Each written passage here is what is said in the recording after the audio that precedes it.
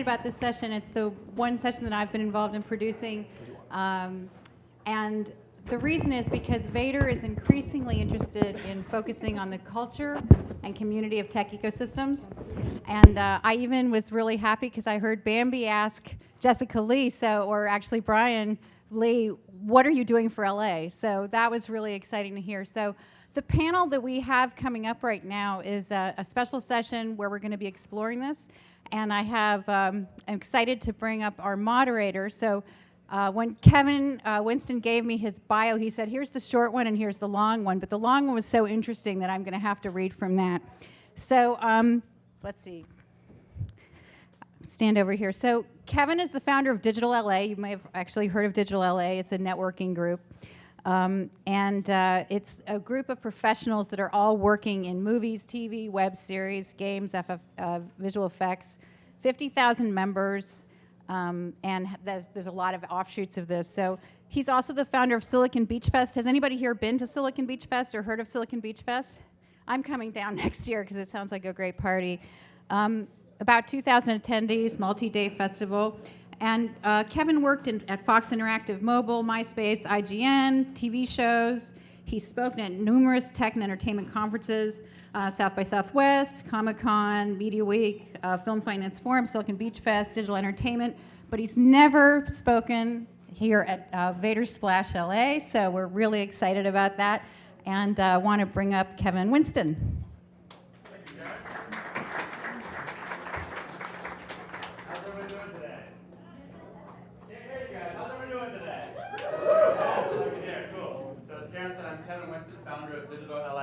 And Silicon Beach Fest. Super excited to be, and honored to be moderating this next panel, which is going to talk about the ecosystem overall for the LA tech scene. So we have an awesome lineup of panelists who represent the city, who represent some of the top VCs in LA, and who also represent university systems. And some folks from out of town who are also going to give their input too. So I'd like to bring up to the stage our speakers. If the speakers for this panel can just step on up. And we'll have each of you introduce yourselves, and we'll get this show on the road. By the way, make sure that you all go ahead and ask your questions and do the, so we can see which questions to ask. I'll be taking some of those real time about halfway through. So go ahead and post your questions, and then we'll go on this slide.do. All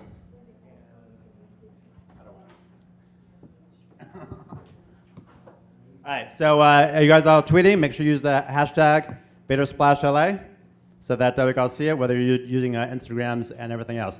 As our speakers are getting ready, so why don't we ask some questions from the audience? What do you guys want to get out of this session? What do you want to talk about?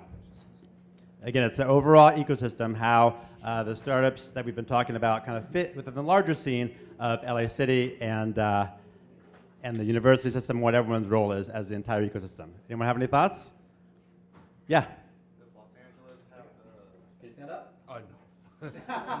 Does Los Angeles have the potential? Does Los Angeles have the potential of rivaling our sister area up north? All right. Does LA have the potential to rival our sister up north? Okay. Catherine, can you stand up? Hey everybody, I'm Kat Mangan, and I would love to hear what you think is the most exciting thing coming up in 2015 that maybe we haven't thought about. All right. Cool. Exciting thing in 2015. All right. Anybody else? Can you stand up? If you could also touch upon how the landscape is shifting at the university level, and the UC just announced a venture-backed fund, I think of upwards of $300 million, if you want to touch on that. Okay.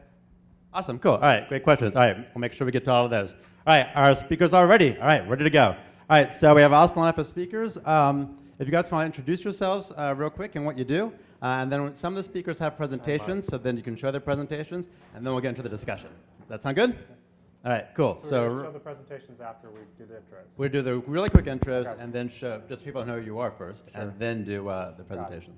My name is Rob Kornegay, and I'm a corporate and securities partner at Wilson, Sonsini, Goodrich, and Rosati, one of the sponsors of today's event. Hi, Eva Ho. I run a seed fund called Susa Ventures. Tara Roth. I'm president of the Goldhirsh Foundation and LA 2050. I'm Peter Marx. I'm the Chief Innovation and Technology Officer for the City of Los Angeles. I'm Ashish Soni. I'm a professor at the engineering school at USC, and I lead the Innovation New Ventures program. And then Nate, you want to? And yeah, I'm over here. And I'm Nate Redmond, managing partner at Rustic and founder of Base Point Ventures. All right, so some awesome VCs, folks from the city, folks from universities. So let's just jump into it with, I think we have some presentations. So Peter, do you want to go first? Okay, thank you. Supposedly there's a clicker over here. Oh, good. Let's see if this works. Okay, so it's funny, talking about Los Angeles and sitting in the city of Santa Monica, we'll just have to ignore that for a second. We'll talk about Los Angeles as a bigger concept. How about that? And the thing that I thought that we would have a little bit of fun with is, because we're talking about startups and we're talking about venture capital, and by the way, I noticed that the panel actually nicely segmented into business and money, you know, forward-looking, and universities towards the end. And maybe we'll be able to touch upon all of that at once. So let's see here. Does this go? There is no button on this that actually says forward. There we go. So let's actually take a step backwards, if you will. LA has always been an interesting place because of all the change. It's always been a place that's caused, that has been affected not only by the environment, you know, we have these sort of famous earthquakes and all that, but in addition, it's been affected by technology, right? The train brought people here. You know, this happened to be the place where, believe it or not, I'm going to come back to this, but believe it or not, there's a very active traffic management system to help people move around. This is where it started. And it didn't work this morning. I'm sorry? It didn't work this morning. Maybe you were in one of the smaller no, never mind. Up the street, I mean, I went to the school. In fact, I used to ride my bike past here along the path up to UCLA, and UCLA happens to be one of the original nodes for the internet. It's literally the birthplace, is one of the 3 birthplaces for the ARPANET, you know, and almost everything that we're talking about, whether it's Internet of Things, services, mobile, everything else, well, it actually kind of started right here. And then, of course, for a very long time, we were the biggest mobile market. And then, because of the Olympics in 1984, we actually took that traffic management system that usually works for millions of people, and actually started deploying a computerized traffic management system across the entire city. And believe it or not, there's 4,500 or so intersections that actually report once a second traffic back to a central computer downtown. If you think about the future of automobiles and connected vehicles and all the rest of it that we're talking about, that system is going to be really useful.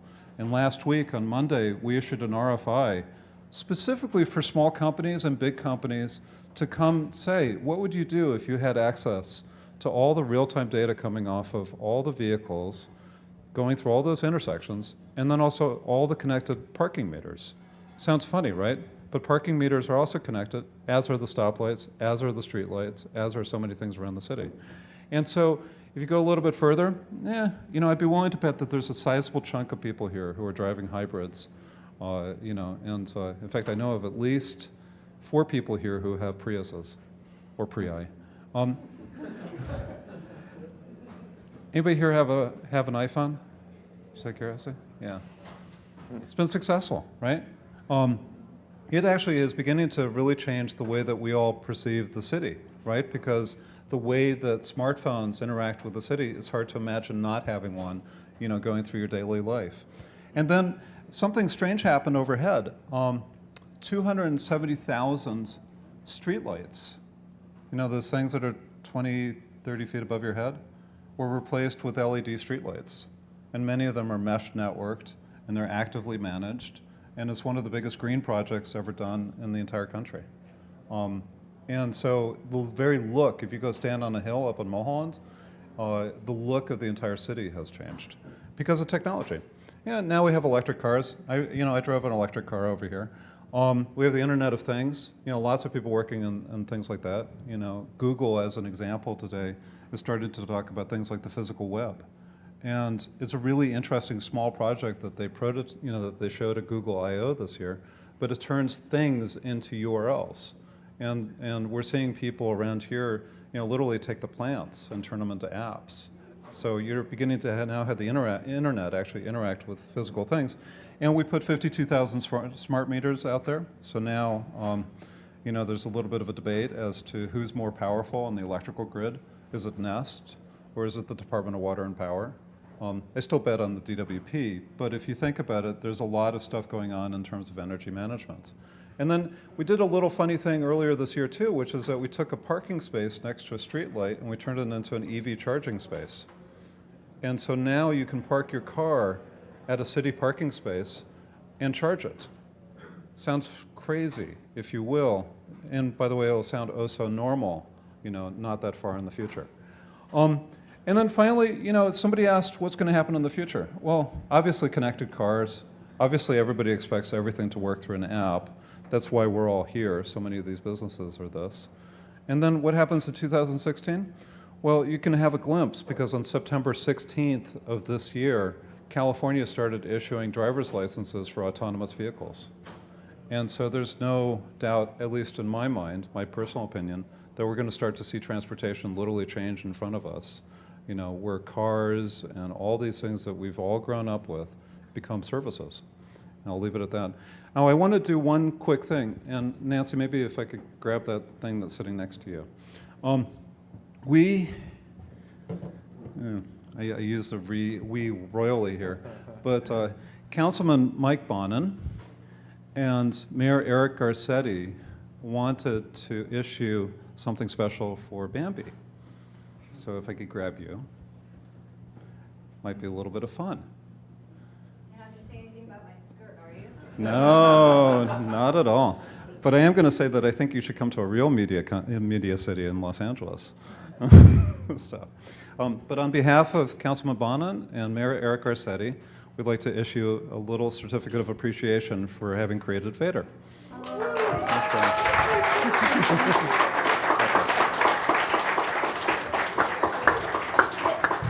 You get 2 bottles of wine. I don't think I can take it, actually.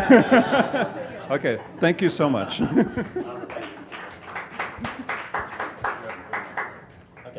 All right, our next presenter is Rob with Winston Sonsini.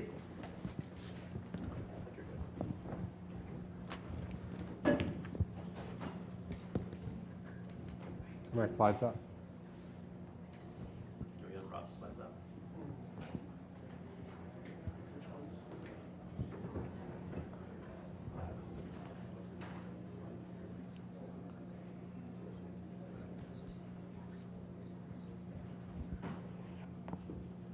Okay, thank you. So again, my name is Rob Kornegay, and I'm a corporate securities partner with a law firm, Winston Sonsini. And I wanted to talk to you a little bit today about my firm, but in particular my firm from the perspective of being part of an ecosystem and how we view the opportunities here in the Los Angeles market. We opened our, I guess from a first step, if you'll go to the next slide, do I have a, yeah, green button. Which The one? green button. The big green button? Okay. Hey, it works. So just sort of as for full disclosure, I'm coming at this from the perspective of a law firm that is very much part of the ecosystem in Silicon Valley. We sort of sit at the center of it. We've been there for 50 years. We're part of this web of network, this web of relationships that has made Silicon Valley very successful. But the sort of the theme of the few minutes that I was speaking today, I wanted to go back to the very first question that was asked as we were getting ready, which is, well, how does LA as a market compete with Silicon Valley? And that my theme would be that that's probably not quite the right question. Certainly the relationship between Los Angeles and Southern California and the Bay Area, there are key relationships there that are always going to be very important.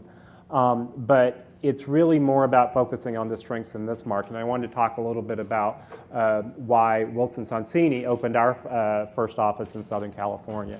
And I, in particular, over my 20 years at the firm, I've been part of opening up a number of our regional offices and looking at new markets and starting to build those ecosystems. So if you take our client base, for example, what you're going to see, obviously, is a little bit of that Bay Area bias. But all of these, but you're also going to see companies in other areas. You're going to see companies like GoDaddy, which is in Phoenix. You're going to see companies like Tencent, which is obviously a Chinese company.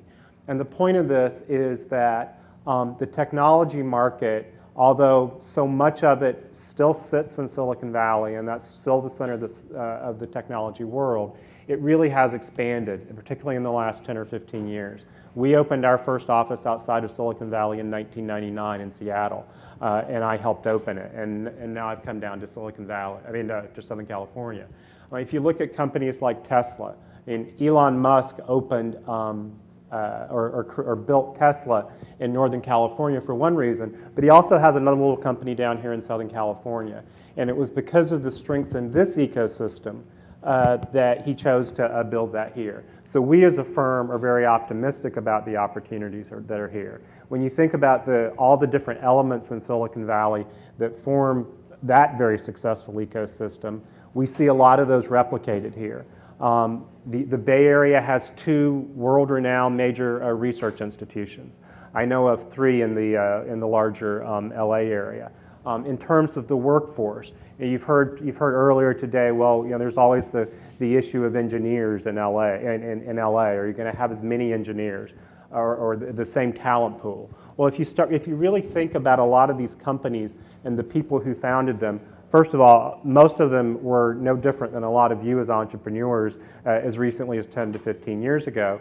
And a number of those were built by people who came to Silicon Valley and chose that as a place to build a business. And there's no reason to think so they were newcomers, and there's no reason to think that those same opportunities can't be available here in LA. And there are examples, and this is another part, an important part of building the ecosystem in terms of a sustainable, the virtuous cycle of building companies that really has led to Silicon Valley being what it is. We're seeing this start to develop in Los Angeles, and Winston has been very proud to be part of a number of the larger IPO exits over the course of the last couple of years. We represent companies like TrueCar and Cornerstone. We don't represent Rubicon, but we were Underwriters Council. And again, acting as in relationships with the bankers and the financing sources, that's part of what makes an ecosystem, and that's part of what we're hoping to help build here in LA. Why do we think LA is an attractive market? Why are we making investments here? It's the 4th largest venture market in the country. And in 2013, over $1 billion was invested here in over 139 deals. That is not a small market. That is a very large market that offers a lot of opportunities for growth. And if you look at year to date, which I believe is 6 months through June 30th here in the LA market, you've got nearly $1 billion, $804 million has been raised to date in 79 deals. So 2014 is again looking pretty strong for the LA market.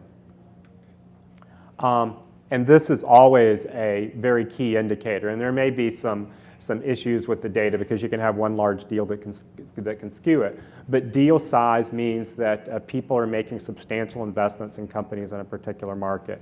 And what you can see here is that while the deal size was fairly flat at around 2 million from 2011 to 2013 in LA, it's jumped up quite a bit this year. And that's a good sign for the healthiness of the market from our perspective. And that just that concludes what the comments that we wanted to make. First, Winston is very happy to be sponsoring this event. We think it's a great event in terms of the talent and the skill set of people that have been brought together here. And we're very much interested in helping to build this ecosystem as an incredibly successful one. Thank you. Awesome. Thank you so much. All right, great presentations, great slides. Let's jump into the conversation. We're going to open up with a kind of a broad question. We've talked about some of the deal flow that's happened, some of the things that the city is doing, some of the things the universities are doing. If we could just go down the line, have each of the panelists comment on what are some of the things that LA can do to improve its ecosystem, whatever that means to you. There's a lot of different ways you can take that, but I just wanted to do a really softball lob pitch and just see where people want to take this conversation. So again, we've come a long way in the past 3-4 years in LA, from Cornerstone IPOing in 12, 11. And then we had TrueCar and Rubicon IPO recently. We have all these accelerators in town. There are all these co-working spaces now. It's a very different place where we are now, even to 3 years ago. But now that we are here, what do you think is the next stepping stone that will take us to where we need to be in the future? What needs to happen, or what does LA need? You want to start? Oh yeah, I'll start. Oh, you're good? Okay. I'm good. It's not engineering, it's not technology. There's plenty of that here, and you can easily recruit it. Or if you have a strong company, you can certainly easily recruit it. Neither is it founders, entrepreneurs. We will always look for and seek growth there. That's really the fundamental driver of the economy, of the entrepreneurial and tech-driven economy. But relative to 5 or 10 years ago, there's been very significant growth there. From our perspective, it really revolves around talent. In this case, the talent hole that we're looking to continue to fill and add is the executive level and leadership that helps companies broaden out and really gain scale.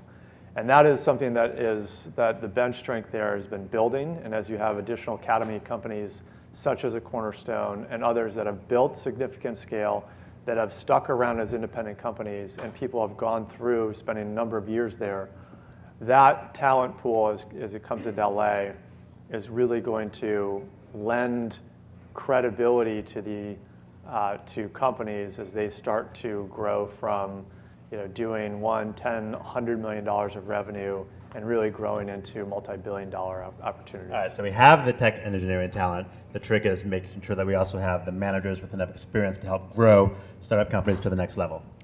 Yes. Okay. All right. Yes. Well, I'll pick up on the initiative that one of the individuals was mentioning about the universities. If you look at the Bay Area, so much technology and so much interesting companies have come out of Stanford and Berkeley, and they have a long history of being able to, through their licensing offices and just the way they approach the market, being able to help build those companies and be part of that ecosystem.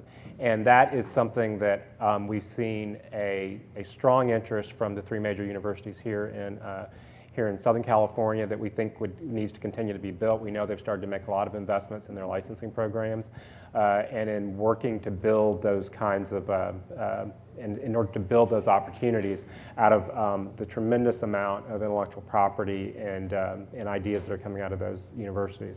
So again, we think there's a lot of progress that's been made in that area and something that we're hoping will continue. Okay, great. Eva. Yeah, so I've been part of the tech community for about 15 years, and I've been very lucky to be able to watch from the front row sort of the evolution of our community and our culture. The topic of, I guess, this panel specifically around culture, and I was kind of thinking that in relation to some of the other ingredients that you need for a thriving sort of a tech ecosystem, which is access, what Nate is talking about, access to talent, capital. You need a very favorable regulatory environment, and you need density of people and ideas. And so the question I often ask myself is, does this wonderful city sort of have the sort of set of beliefs of the ethos and the optimism really to attract entrepreneurs and to keep them here? And I think mostly so. It's a lot better today than it was 5 years ago, but we're not fully quite there yet. And I see sort of 3 main challenges, and I'm bringing them up because I think given that we have a lot of the leaders of the community up here as well as down in the audience, and this is sort of what I'm asking for people to work on. One is in thinking about culture as one piece of these ingredients is, we can't think about LA as one homogeneous culture. As Peter mentioned, the neighborhoods are all very different. Venice is different from Culver, is very different from downtown. So we need programs and efforts to basically sort of reduce the friction of communication, reduce sort of the atomization of the community, and really bring sort of more cross-fertilization across those various neighborhoods. I think the train is going to help a lot, and a lot of the other things the city's working on. Number 2 is we're losing some of our best people from the universities as well as from these really great startups to up north. So, I think you asked a question of how do we compare to Silicon Valley and whether we should be compared, and I don't really think that's the right question. Like, we'll never be Silicon Valley, and we shouldn't.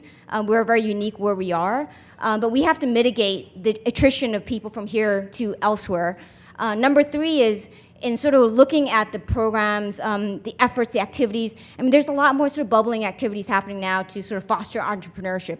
There are ones that work and there are ones that don't. And the common theme I see of the ones that don't are those programs don't tend to take the leaders in the tech community to heart. Culture cannot be driven from the outside. It's got to be driven from the leaders in the tech community within. The programs started by the city, by universities, can help nourish that energy and that momentum, but it can't drive it, it can't change it, it can't force it. So I look at programs, I'm like, oh, sometimes I cringe because I'm like, that's going to be hard because it's not involving the people that are in it. And looking at those sort of challenges, I think what's important for us to think about is not looking backwards at sort of wins and losses, but looking forward and thinking about what is the next part of our journey here and where do we go from here. So I think there's no doubt that the entrepreneurial path is sexy and trendy, but what is the vector for LA? Where are we going in 10, 20, 30 years?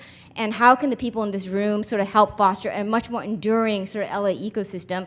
And that was the main reason I moved from a long career in operating to funding with the hopes that we can sort of bring capital mentorship to build communities not only in LA, but across cities, because physical boundaries no longer constrain communities, right? We have virtual communities, and hopefully between cities and between countries around the world, that's sort of the mission of at least the fund that I'm working on. So. Awesome, thanks, nice overview. And that's Hi, Tara. actually a great way to queue up my role in this. I mean, first of all, I want to say that just by virtue of the people on this panel, the fact that we have academia, we have the city represented, we have investors, a law firm, and a philanthropy is really unusual. I spent the first part of my career in the first Silicon Valley boom, and even looking at the gender and racial makeup of the people up here is very different than what it looked like in Silicon Valley then and now. So I think that that's actually one of LA's strengths and what we need to play on. I think there's also so kind of to Eva's point about kind of building community, making LA a place we all want to be, that we're all proud of, where we feel connected, and really leveraging and capitalizing on our strengths and our diversity, and not comparing ourselves to Silicon Valley, but really embracing who we are as Angelenos. So I think that I'm very optimistic about that, but I think there's a lot more that needs to go around the kind of support systems that aren't just about technology and entrepreneurship. It's also expanding the definition of how we look at technology and entrepreneurship. So we're a design and fashion and gaming mecca here in Los Angeles. And my particular lens is all around pro-social behavior and things that will have a community impact. So when the groups were up here pitching, I was actually, Emma, my colleague, and I were talking about the garden program and how that could feed the million Angelenos who go to bed hungry every night. And I think that I'm hopeful also by just looking at the people here that there is that community and collective impact and desire to make this a better place, which will then foster all of the entrepreneurship and technology needs we have. So I've lived both up north and down here. I was born here. And I always find it sort of interesting, and I'm not going to get into the comparison game because they're so different. Los Angeles, to me, is where technology comes to be more human, more creative, more fun. And that's speaking as a guy who has been the CTO for big media companies and done a lot of video games, did a startup, just a few blocks away from here, for example. But to answer the question, I think that there's several things that LA is doing to develop the kind of ecosystem that we need in order to foster technology and media and communications and all this going forward. And I'll list them. Next week is Innovation Week, for example. There are more than 35 different events happening across the Southland. The LA Economic Development Corporation sort of realized that the second week in October, there was stuff happening everywhere. And I noticed that nobody's mentioning names of neighborhoods because there's technology and innovators and makerspaces and people doing things all over the city. And by the way, here's a big difference. A lot of them, more than half, I think, roughly half, are being done by companies led by women. That's very much more different and diverse than, there you go. I'll leave it there. Another thing that we're doing is that, frankly, all of you and the folks here are leading these types of events and conversations across the Southland. This didn't used to happen. There were lots of people doing startups and lots of great things that have been happening across the Southland for a long time. But the resurgence, if you will, of people getting together and talk about identity and self-awareness and how we're going to grow an ecosystem is great. You know, it's also new in my experience in Southern California. And you have Mayor Garcetti, who's very much, you know, identified himself as being a techie. You know, he's got a tremendous amount of affinity for technology and innovation. And we have a mayor's office that puts the words budget, okay, we're all slightly sleepy, and innovation next to each other, because in essence what he's saying is that we're pushing the city government itself to become more innovative, learning from the private world. You know, another third thing, you know, people keep on mentioning about the universities. So I went to UCLA, I teach at USC, and they say that 70% of the engineers, you know, who come out of Caltech, UCLA, and USC leave the area. And I'm an example. I left UCLA to go work up north, for example, and I came back. And I think that that's one of our challenges, is that now we have USC doing a tremendous amount of work about redeveloping its identity and itself, and it's going, you know, it's become quite the university. There is great stuff happening across the School of Cinema, the School of Communications, the architecture, you know, business, engineering, everywhere. And the same thing's happening at UCLA. You know, you have things like the Ideas Lab, you know, coming out of arts and architecture with people doing really interesting, innovative work. And then if you go talk to, you know, pretty much every department, whether it's law school or engineering or communications or whatever, UCLA is hitting it on all cylinders. And I think that identity and that startup community and the idea that they're investing into their progeny really is incredibly important. And I'll leave it at that for right now, because I want to actually give him time to talk about what USC is doing. Awesome. Thanks, Peter. And Ashish. Thanks. So perhaps I'll shed a different light, and I agree with most of the comments that my colleagues have made. But you know, I've been teaching at USC for almost 10 years now, and I teach at the engineering school. So I get asked this question a lot, which is why aren't our students staying here? And I've thought about this question for a very long time, and we've collected some data as well. But it's a working hypothesis, but I'd love to share it and see what you think. You know, in spending time here in Silicon Valley, one of the things we've realized is that, you know, each ecosystem has a dominant culture, right? So if you look at the roots of LA, even though there has been manufacturing, aerospace, LA's dominant culture is media entertainment. If you look at Silicon Valley, it's an engineering culture.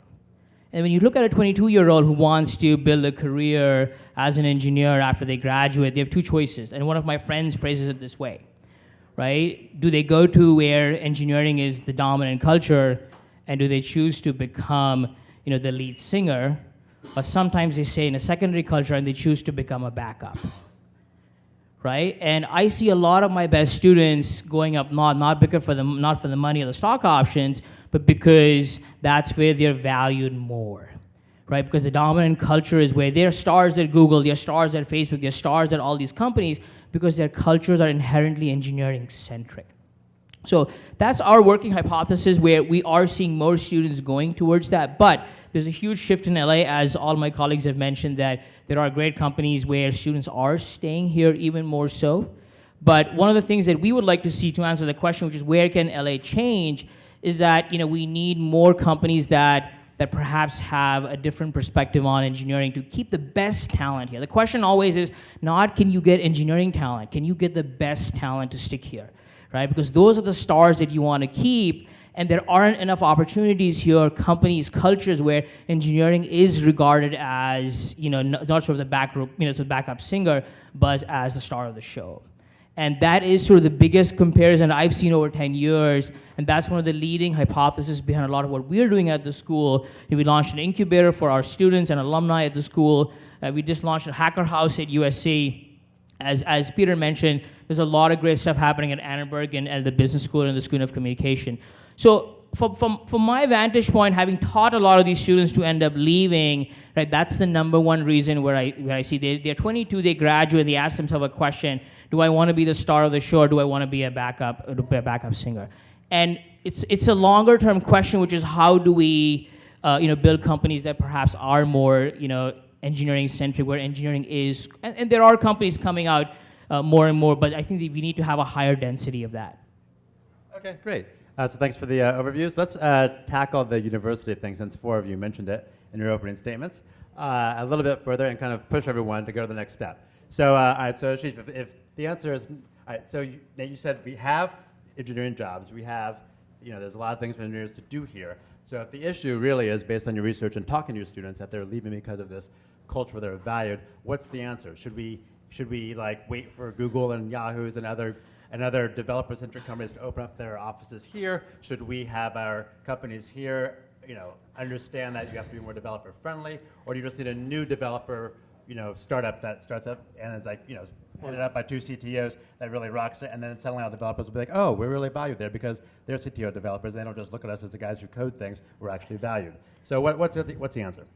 So just to clarify, because I agree with Ashish's working hypothesis in the sense of the contrast in culture.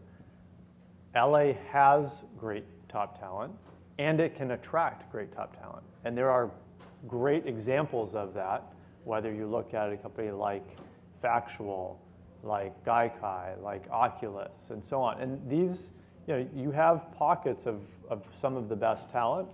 And I think Ashish is essentially saying there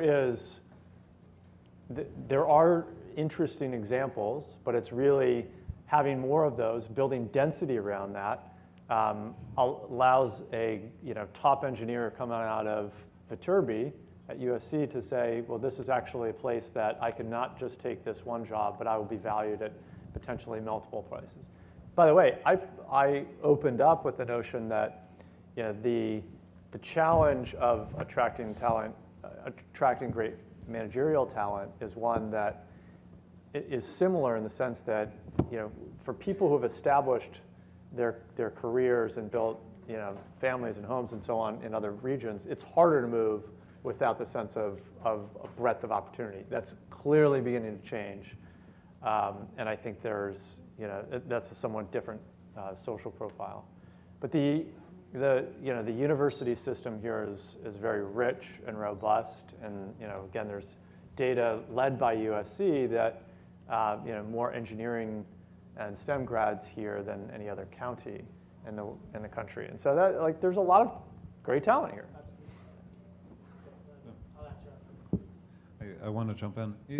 It's funny. I've worked for engineering-led companies. I've worked for creative-led companies. I've worked for marketing-led companies, and now I work for a mayor-led city. And they're all really different. And in some ways, they have advantages to each one of them. I almost want to say, you don't necessarily want to work entirely just for an engineer-only company. But that said, they do amazing things. I think the question of how do we retain and keep and attract back talent as LA continues to do more and more in the space, I think that the problem will solve itself. We really need to become much more aware of all the stuff that's happening around here. I'll just say, I personally have been very surprised at the amount of stuff happening here. For a city that markets Hollywood, markets itself, we don't do a very good job yet of marketing technology and all the innovation startups, and I think we need to do a better job. So Kevin, to all your comments on how do we solve that problem. So perhaps I have a second. I want answers. How do we solve it? I agree with all the comments that you made. There's no one silver bullet, but it's all of the above and really more. And we welcome all of you to come spend time at the engineering school at USC. I think this building cross-pollination between the local community and our schools, I think we welcome that opportunity. The other working hypothesis that we have, and actually we are looking at a large data set, and which is looking at the second question, which is just long-term, how do you build innovation ecosystems? And around this question of trickle-down effect, right? Which is when you have a successful IPO, I think is great wealth creation for a small group of people, but how does that cascade across an ecosystem? And we're actually looking at the data from 3 or 4 different ecosystems across 30, 40 years at the moment to look at if there is an engineering-led company, what is a trickle-down effect? How many of the employees leave and then become VCs or entrepreneurs from a company that's led by an engineer versus a non-engineer, right? And if we look at Silicon Valley's, the largest data set we have is 40 years. The trickle-down effect from engineering-led companies is spectacular. Right? So for what we're looking at is this long-term perspective, which is not just a few people making wealth, but more what are the companies that can lead to this cascading effect where there's 100 millionaires formed by Facebook, Google that are all based here that then become investors, VCs, CEOs, and that's what sort of leads to this giant cascade across the ecosystem. So we're still early in the hypothesis. We have a lot of data that we're analyzing as we speak. We're trying to publish something probably in the next 3 to 4 months that looks at least 3 ecosystems at the moment, looking at a lot of data from LinkedIn and other sources. Okay, great. One of the threads that is in this conversation is the various industries that we have in LA. We're characterizing the media a lot, both in LA and nationally, and internationally it's having a lot of media entertainment, which we do with the Oculus acquisition and also Maker Studios, and then recently Fullscreen. However, if you look at the companies which you just showed on the screen that I actually IPO'd, Cornerstone, TrueCar, and Rubicon, they're not media entertainment. They're more, ad tech or B2B plays. So we actually have a very strong, strong other industries in addition to media entertainment, and that story doesn't often get told to let engineers know that there are other things that they can do if they're not interested in media entertainment. So we have B2B, we have a lot of SaaS stuff. There's a lot of big data stuff. Ad tech is huge, with Google AdSense, so Fierce company. We have a lot of, and that was Gum. We have a lot of stuff going on here. How do we get that message out? This is what I was going to say is part of the problem is LA has a branding issue. I mean, for sure. I'm a native San Franciscan. Every time I go up to San Francisco, people say, when are you going to move back from LA? I mean, everyone has this perception about Los Angeles, and I actually think Los Angeles is probably the most democratic place where you can be whoever the hell you want to be, and no one's going to judge you. I just think that's make kind sure of you post a lot of your beach selfies in the afternoon. No that will beach make selfies sure. for me. No beach selfies. Thank you. But I don't judge anyone who wants to post a lot of beach selfies. I'll take care of that. Thanks. There are some initiatives underway to rebrand Los Angeles. I mean, because there are so many wonderful data points about Los Angeles. I mean, Peter's mentioning Innovation Week. You're going to hear more great data sets about Los Angeles next week that we can't talk about right now. But we're the #1 county in the USA for PhDs. How does that stack up about the La La Land perception Los Angeles has? We're the #2 safest big city. LA is the #2 safest big city in the United States. That's after years of coming off of this like gang crime ridden image that LA has. So I think that there is an image problem that LA needs to solve to make it a place where people want to come live, where they want to raise a family, where they want to send their kids to school, and they want to invest in their community. So Mayor Garcetti is working on a branding initiative right now. The LA Economic Development Council is working on a branding initiative, and they're working together so that we can have this concerted, unified message that connects all the 88 cities, all of the different industries, the different definitions of tech, digital media, manufacturing, all of the things that make LA a thriving entrepreneurial place. Okay, so the mayor's doing something. What else? What else can we do to get the word out? I think that, just to come back to it, I think the one thing that we need to do is that we, there's marketing. That's a very LA answer, by the way. And I, no. I said it first, so it's marketing ourselves. But in essence, I look at the city, and I'm sort of amazed, if you will, that we don't realize this about ourselves, how much we have here. And maybe it's because of myopia, maybe because technology is so pervasive everywhere that, it's almost like air. You don't perceive it, but it's very, very important. And so, Viterbi, for example, I worked for Qualcomm for the last 4 years, working in very, very much in a heavy tech-led, engineering-led company, which is responsible for smartphone, technologies, all the communications technologies that we all use on a daily basis. I was once a client for Wilson Sonsini, for example. And the reason why was because we were filing patents when we were doing work on interactive media from a production company here called Propaganda Films, which some of you may remember. And my point is the following, which is that technology is part of everything that we do. Sometimes I think we take it for granted, and it's underneath, if you will, a layer of a lot of palm trees and creative and everything else. But I'd be willing to bet that if you sort of parsed it all apart, you'd find out that Google, for example, is actually an advertising and media company. It's just a very, very advanced one. And if you look at the companies here in Los Angeles, a lot of them are being led by engineering efforts, but they're well disguised as being other types of companies. All right, real quickly, I'm getting to this time, we've got to wrap up. I want to get this one question really quick. How can startups, entrepreneurs at the university level navigate larger seed rounds? Any comment on that real quick? In a tweet. Can I answer the last question very quickly? I think you should do a larger Silicon Beach Fest to get the word out.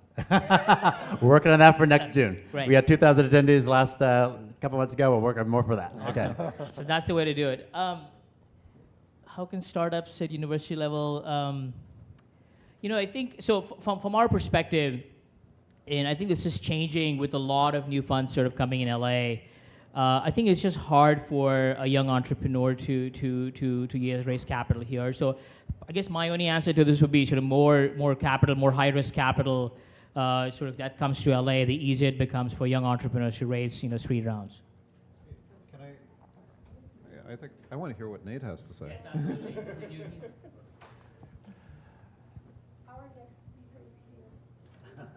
All right, so do you need to wrap this one up, or can we have? Well, anyway, okay. I'll make a quick comment. So specifically to this is obviously really driven by seed angel investors, even more so than VCs. I don't believe capital is a problem here or other areas outside of Silicon Valley. Fundamentally, capital can move much more easily than talent does, and capital has a tendency to find great talent. There is a real question of helping talent find light, and that comes as much through advisors and mentors as it is capital.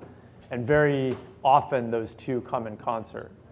But what really propels that great talent to the forefront and attracts a lot of capital is the mentorship. And that's fundamentally what makes seed and the seed ecosystem work in Silicon Valley.